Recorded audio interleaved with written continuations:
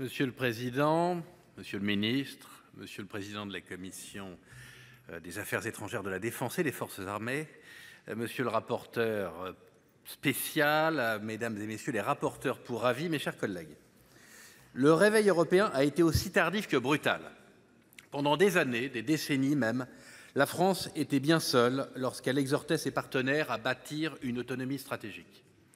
C'était le cas en 2016, lorsque la puissance militaire et nucléaire qu'est le Royaume-Uni s'est désolidarisée de l'Union européenne.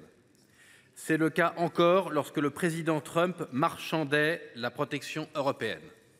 À toutes ces occasions, et alors que les djihadistes gagnaient du terrain en Afrique et au Levant, nous étions bien seuls à affirmer que notre sécurité n'était pas donnée, mais que nous devions l'assurer nous-mêmes. Nos partenaires n'en voyaient pas la nécessité. Leurs illusions ont été dissipées par l'invasion de l'Ukraine. Depuis le 24 février 2022, les Européens tentent de rebâtir une défense digne de ce nom, tout en soutenant autant que faire se peut l'Ukraine agressée. Relever ce double défi nous oblige à prendre conscience de nos lacunes. Nos partenaires partent de très loin, mais il faut reconnaître que même l'armée française fait face à des difficultés. Nous n'avons pas investi autant que nous aurions dû dans notre armée. Le gouvernement avait entrepris de corriger cela bien avant l'agression russe même.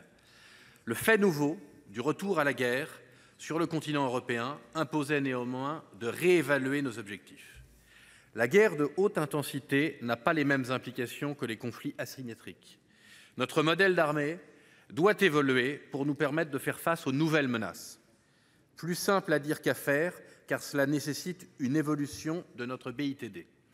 Notre industrie s'était adaptée, dimensionnée, afin de répondre aux demandes de nos armées orientées vers des missions expéditionnaires.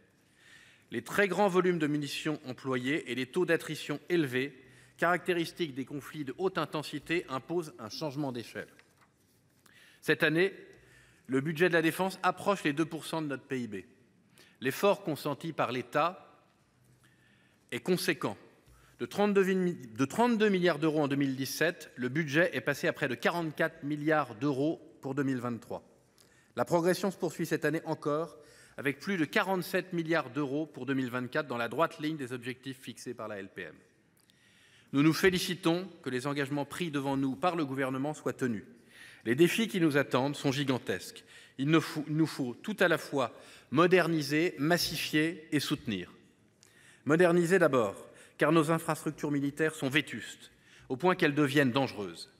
Il faut aussi continuer à moderniser notre arsenal pour rester crédible. Cela vaut bien sûr pour nos capacités nucléaires, mais plus largement pour l'ensemble de notre matériel et de nos savoir-faire. 9 milliards seront consacrés à la modernisation. Massifier ensuite. Affronter un État dans un conflit de haute intensité implique une forte attrition. Nous devons être capables d'y faire face en gagnant en épaisseur. Il s'agit là d'un véritable défi. Nos armées ont cédé certains de leurs appareils pour répondre à des commandes d'export. Simultanément, nous devons continuer à soutenir nos amis ukrainiens, notamment en leur fournissant de l'armement. Inutile de dire que notre BITD a bien du mal à faire face à ces nouveaux besoins. Pour qu'elle y parvienne, elle doit être sécurisée et accompagnée par des commandes claires. Au-delà du matériel, nous avons également besoin de femmes et d'hommes. Le budget 2024 permettra, cela a été dit, notamment 456 recrutements. Au-delà des difficultés de recrutement qui ont été soulignées notamment par notre rapporteur spécial, les recrutements sont certes une chose, mais une chose délicate, et la fidélisation en est une autre. Nous l'avons dit, les infrastructures dans lesquelles nos militaires travaillent et vivent doivent être modernisées. 70 millions d'euros seront consacrés à améliorer leurs conditions de vie. Il est également nécessaire de renforcer l'attractivité de ces métiers et la reconnaissance de l'engagement de nos soldats. 184 millions d'euros seront consacrés à de telles revalorisations. Une armée forte constitue l'un des meilleurs atouts pour une paix solide. Confrontée à de multiples défis, notre armée entre dans une période de profonde transformation. Il nous faut veiller à ce que les femmes et les hommes engagés à la défense de la patrie disposent des moyens nécessaires à l'accomplissement de leur mission. Mes chers collègues, vous l'aurez compris, le groupe Les Indépendants votera en faveur de l'adoption de ces crédits. Merci, chers collègues. La parole est maintenant à M.